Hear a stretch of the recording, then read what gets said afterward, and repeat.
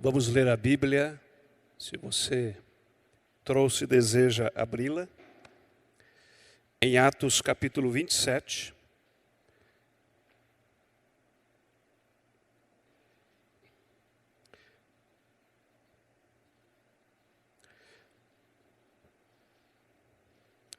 Atos capítulo 27, verso 21 a 26.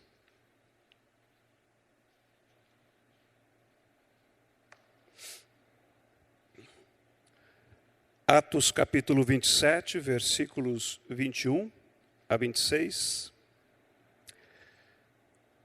diz assim, está registrado assim: havendo todos estado muito tempo sem comer, Paulo, pondo-se em pé no meio deles, disse: senhores, na verdade, era preciso terem me atendido e não partir de Creta, para evitar este dano e perda. Mas, já agora, vos aconselho bom ânimo, porque nenhuma vida se perderá de entre vós, mas somente o navio. Porque esta mesma noite, um anjo de Deus, de quem eu sou e a quem sirvo, esteve comigo, dizendo: Paulo, não temas, é preciso que compareças perante César. E eis que Deus, por sua graça, te deu todos quantos navegam contigo. Portanto, senhores, tende bom ânimo, pois eu confio em Deus, que sucederá do modo como porque me foi dito. Porém, é necessário que vamos dar a uma ilha. Gostaria de compartilhar com vocês hoje a inspiração desta palavra, motivando-nos para um tempo de oração.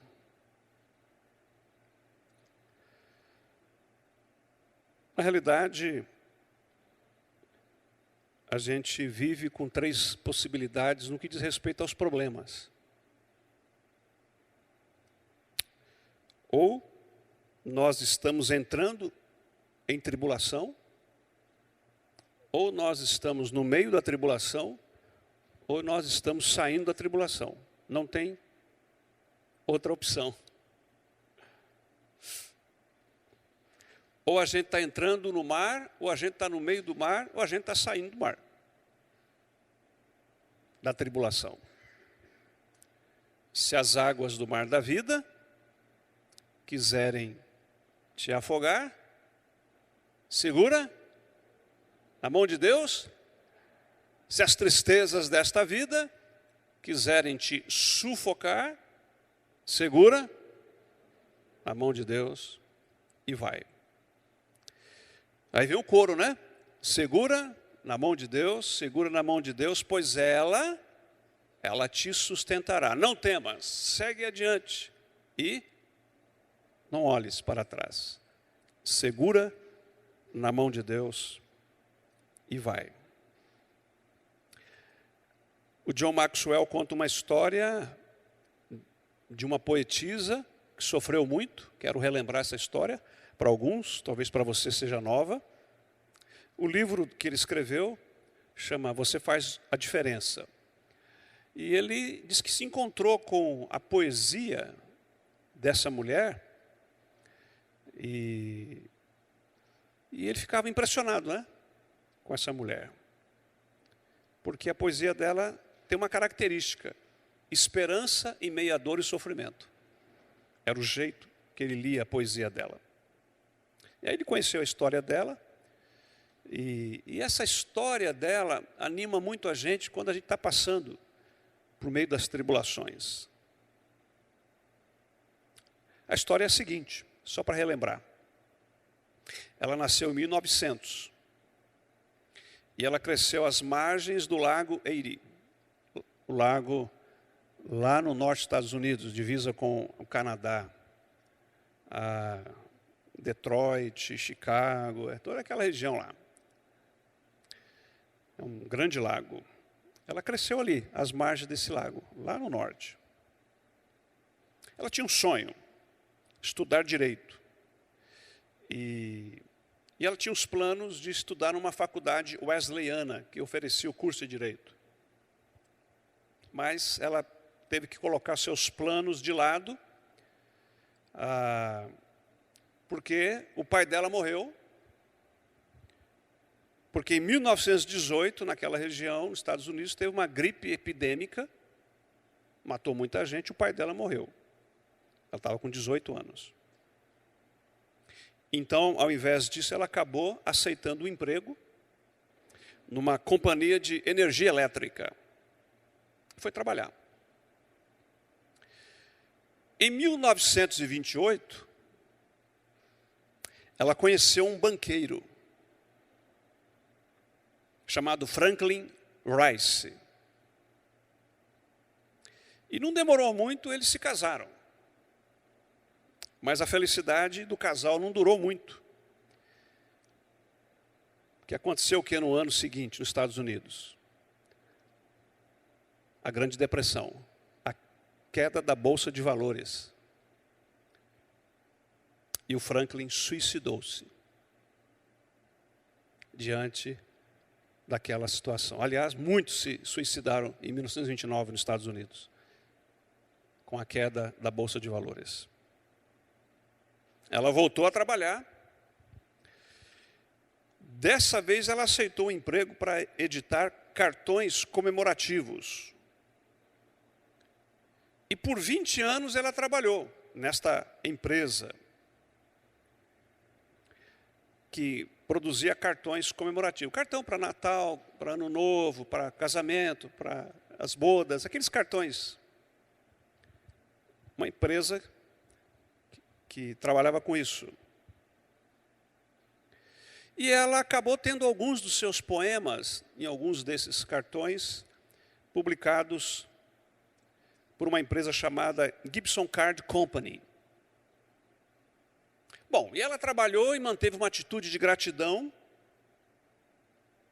apesar, nada que não esteja ruim, que não fique pior ainda, dela sofrer de uma dolorosa doença degenerativa. Um dia, um dos seus cartões, daqueles que eram publicados na companhia, foi lido num programa nacional de televisão nos Estados Unidos. Talvez você já ouviu falar do The Lawrence Welk Show. Foi lido. A televisão, todo mundo assistia, no país inteiro. E a sua vida, de repente, mudou completamente. As pessoas, após o programa em que havia sido lida sua poesia, pediram cópias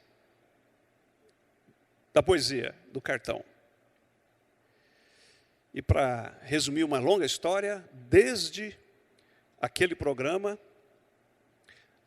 até a publicação do livro do John Maxwell, ela já tinha vendido mais de 7 milhões de livros com seus escritos. Ela morreu em 1981. Mas um dos poemas que ela publicou, antes da sua morte, descreve uma descoberta que ela fez quando estava enfrentando momentos terríveis por causa da doença degenerativa. E o poema tem um nome bonito, e tem um pedacinho dele aqui, para a gente relembrar.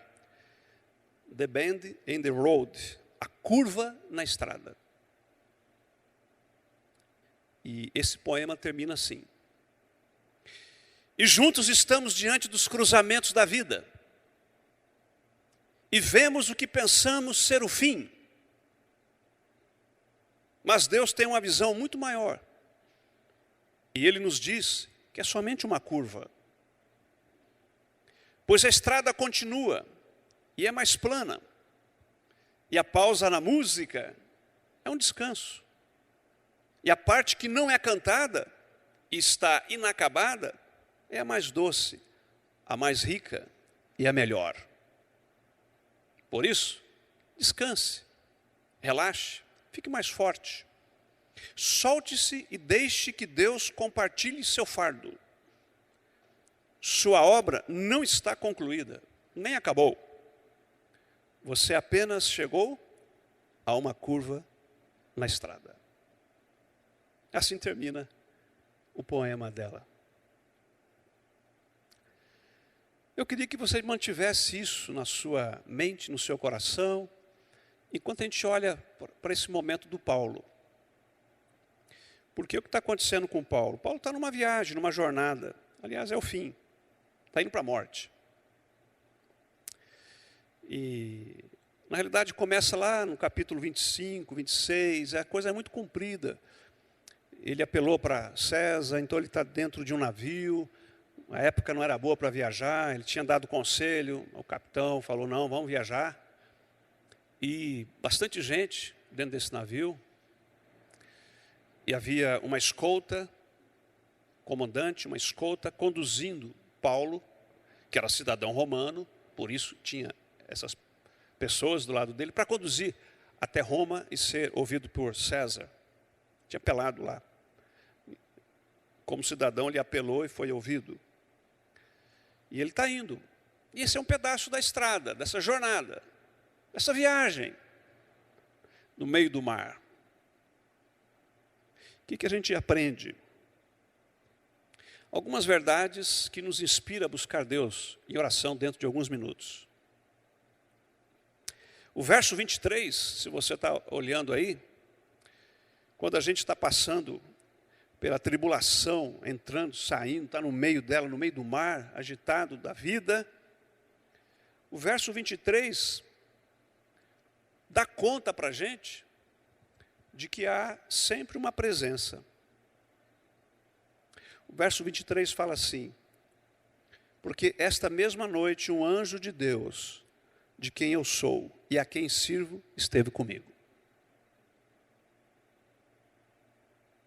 Quando você está passando por uma grande tribulação, quando você está passando por um momento difícil na sua vida, essa é uma verdade que nós temos que nos apegar e grudar nela.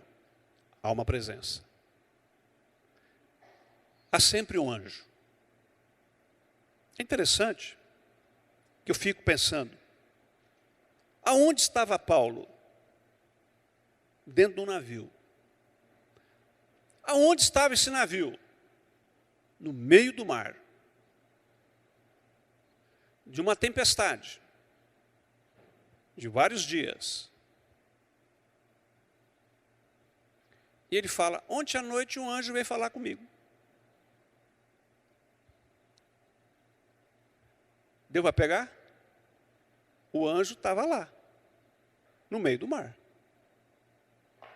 Porque o Paulo não saiu do navio, foi para a beira da praia, foi comer um peixinho frito, foi lá, no happy hour, aí o anjo sentou e falou, tem um papinho com você.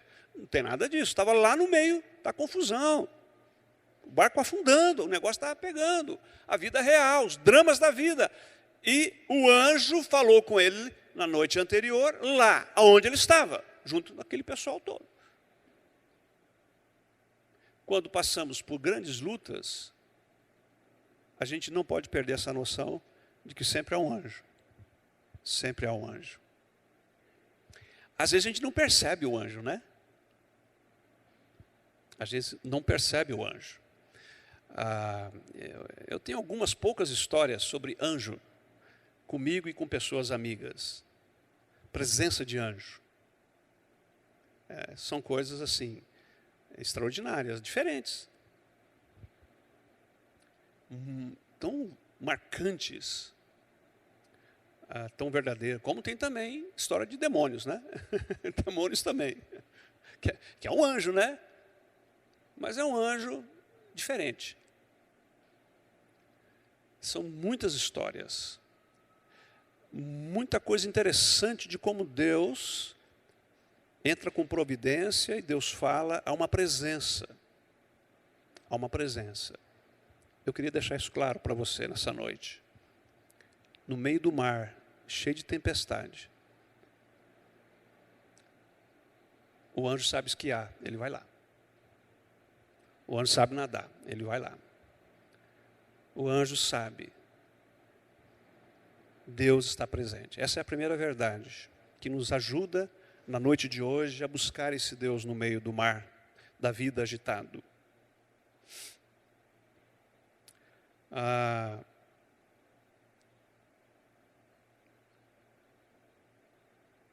Deus muitas vezes aparece presente na sua vida e a cara do anjo que ele apresenta, ele se apresenta com cara de gente, de pessoas que surgem inesperadamente na sua vida, que ligam para você inesperadamente na sua vida. Ou quem sabe, as pessoas mais importantes estão aí registradas no seu celular. Aquelas pessoas com quem você sabe que pode contar. Só discar. Ela vem. São os anjos. A presença de Deus. Através de pessoas. E Deus chega através extraordinariamente, Deus chega ordinariamente. Para ele é a mesma coisa. É a presença dele. Na sua vida. Mas, quando a gente está passando por essas grandes tempestades da vida, o versículo 24, Paulo está dizendo que há uma outra verdade importante. Está escrito no verso 24. O anjo disse para Paulo, não temas, é preciso que compareças perante César. E eis que Deus, por sua graça, te deu todos quantos navegam contigo. Olha só, além da presença, há um propósito. Há um propósito. A gente não passa por problemas só porque a gente gosta ou porque Deus é masoquista e só usa isso. Não. É a vida. Passamos por grandes situações, águas turbulentas, mares complicadíssimos da vida, mas há um propósito. Está escrito claramente, você vai comparecer perante César. Então a viagem tem que seguir, não tem como. O navio tem que ir. Você tem que comparecer perante César, Paulo. E Deus falou para ele claramente, versículo 24, é preciso que compareças perante César. Propósito. No meio da turbulência toda, há um propósito. No meio dos seus sofrimentos, dos seus problemas, esse mar que parece que não acaba mais, essa temporal que está aí, sofrimento, dor, complicação, há um propósito. Entender esse propósito, descobrir esse propósito, eis a razão de nós estarmos em comunhão com Deus e buscar a Deus, e no exercício de uma espiritualidade saudável, entender o propósito de Deus em tudo aquilo que acontece conosco. A gente tem que determinar a razão. Por quê? Há um propósito. Eu olho para a minha caminhada, história, e consigo identificar ao longo da minha vida certos acontecimentos, certas situações, e que depois de anos a gente percebe que aquilo serviu a um propósito de Deus, um propósito divino. Então eu digo para você, talvez você não acredite, eu nunca jamais na minha vida eu sonhei, pensei morar em São José do Rio Preto. Não sou daqui. Nunca. Eu só estou aqui porque foi Deus quem trouxe. E antes de vir para cá, São José do Rio Preto era um entre 6 convites. E um deles fora do Brasil, fora do país, para ser pastor missionário.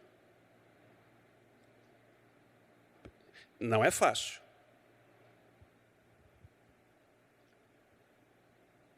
E quando, passados esses 24 anos que eu estou aqui, está muito mais do que claro que foi Deus quem trouxe eu e minha família para cá.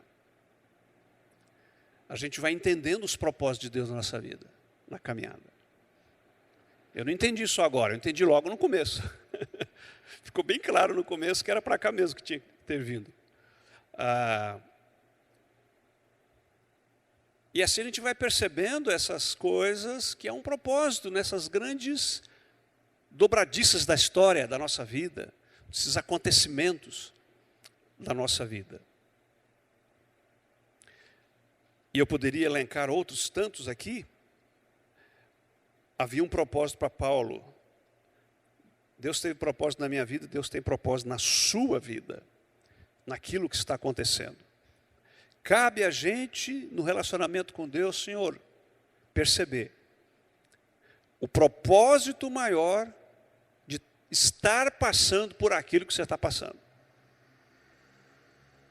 Nesse pedaço do mar bravo, agitado, que pode durar muito tempo. E pode durar pouco tempo.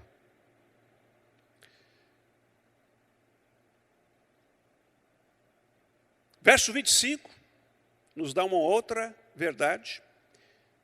Portanto, senhores, tende bom ânimo, pois eu confio em Deus que sucederá do modo porque me foi dito.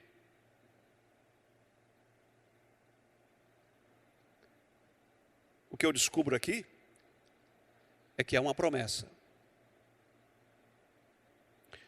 O apóstolo diz que confiava de que as coisas iriam acontecer conforme Deus havia dito para ele através do anjo.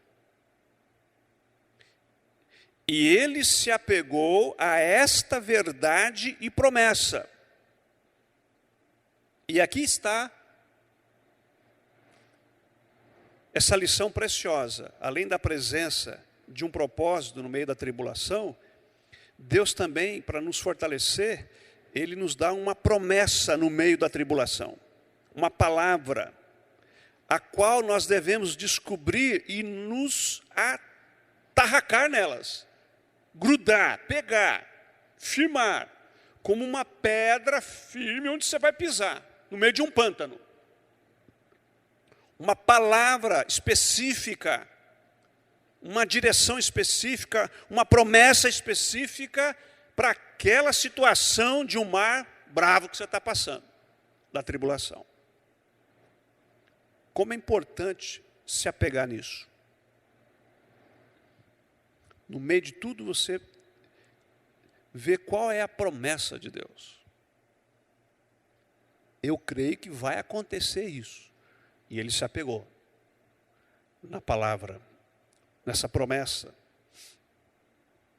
Às vezes, quando estamos passando em meio às crises, a gente quer ir para todos os lados, desorientado, acendendo velas para todos os santos.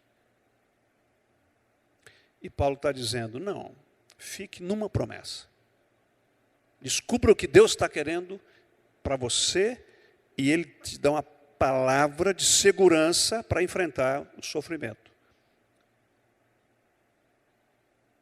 Descubra essa promessa específica e fique nela no meio da crise.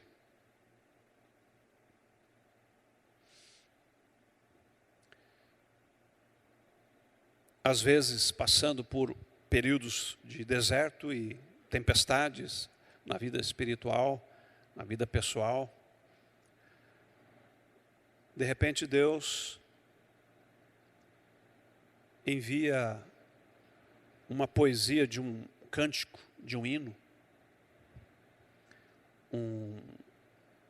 uma passagem da Bíblia que insiste em não sair da sua cabeça. Você sempre está voltando nela. E Deus está trazendo no seu coração. Eu e minha esposa temos algumas poucas canções que são muito importantes para nós que acompanha a nossa história como marido e mulher, como família. E às vezes nós estamos os dois num tempo de café, e conversando, orando, tomando café, lendo, e a gente começa a cantar essas canções. Só nós dois ali na cozinha. Porque elas são promessas de Deus que nos remete para uma memória da nossa história, do que Deus já fez e está fazendo, e elas nos lembram desse Deus, da fidelidade de Deus, uma série de coisas. Então são canções que nos pegam. Tipo o casal que tem a música, quando eles se conheceram, né? Aí guarda aquela musiquinha para o resto da vida, né? Talvez para os outros não tenha maior sentido, mas para os dois tem, né? É isso aí, é o seu romance com Deus. A sua vida com Deus e as canções específicas da sua jornada no meio dos grandes dramas da vida.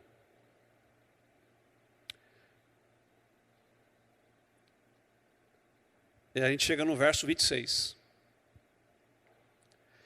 Porém, é necessário que vamos dar a uma ilha. Há sempre uma porta.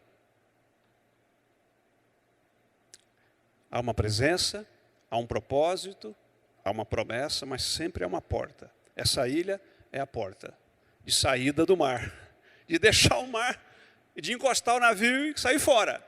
Há uma porta de escape. Devemos dar numa ilha. Mas é interessante que foram 14 noites de chuva e sem ver lua e nem sol. De dia e de noite chovendo. E aí então nós estamos na 13ª noite. E chega a 14ª noite. E a gente não pode pegar atalhos, porque no verso 30, no verso 31, no verso 32, estavam querendo pegar atalhos. Os marinheiros queriam fugir do navio, arriar do bote no mar, pretexto que estavam para largar âncoras da proa. E Paulo está dizendo para o centurião, aos soldados, se eles saírem, o pessoal vai morrer. Então os soldados cortaram os cabos do bote e deixaram afastar-se, porque alguns queriam pegar. E a promessa era, todos que estão aqui, Deus te deu. E eles queriam pegar atalhos. Não, não pode. Vão-se os anéis e ficam os dedos, é o ditado. Mas no verso 44, finalmente, quanto aos demais que se salvassem, uns em tábuas e outros em destroços do navio. E termina o capítulo 27 dizendo, e foi assim que todos se salvaram em terra. Sempre há uma porta. Tem que dar numa ilha. Deus vai conduzir o seu barco para algum lugar. Terra firme. Uma hora vai acabar essa desgraceira toda. Pode ter certeza. Uma hora vai acabar essa chuva que não para. Uma hora as coisas vão ser diferentes. Vão mudar. Isso é certeza absoluta. Quanto tempo? 1 noite, 2 noites, 3 noites, e vai. As noites vão indo. Dia e noite chovendo. Mas não pode sair do barco. Tem que ficar dentro do barco. Não pode desistir, porque há uma porta. Há uma porta.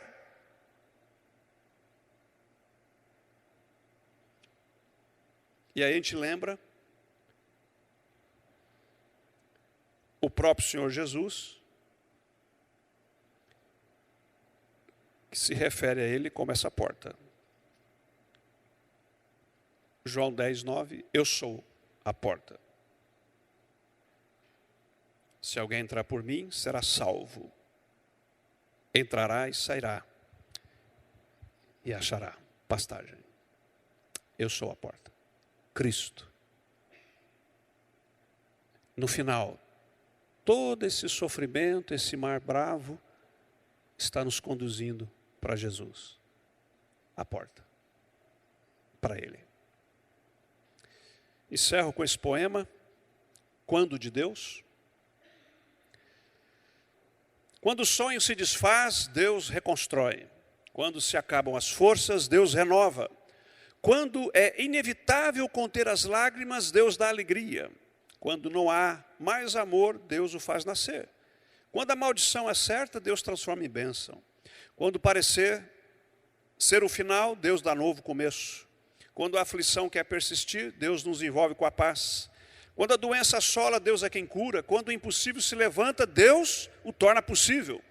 Quando faltam as palavras, Deus sabe o que queremos dizer. Quando tudo parece se fechar, Deus abre uma nova porta. Quando você diz, não vou conseguir, Deus diz, não temas, pois estou contigo. Quando o coração é machucado por alguém, Deus é quem derrama o bálsamo curador. Quando não há possibilidade, Deus faz o milagre. Quando só há morte, Deus nos faz persistir. Quando a noite parece não ter fim, Deus faz nascer o amanhecer.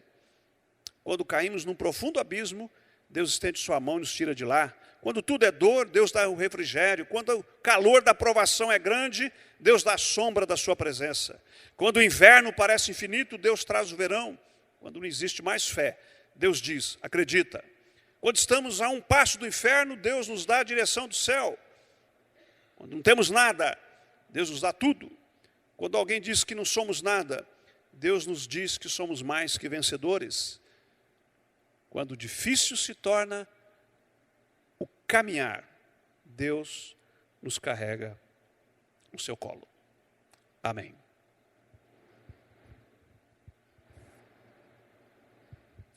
E é com base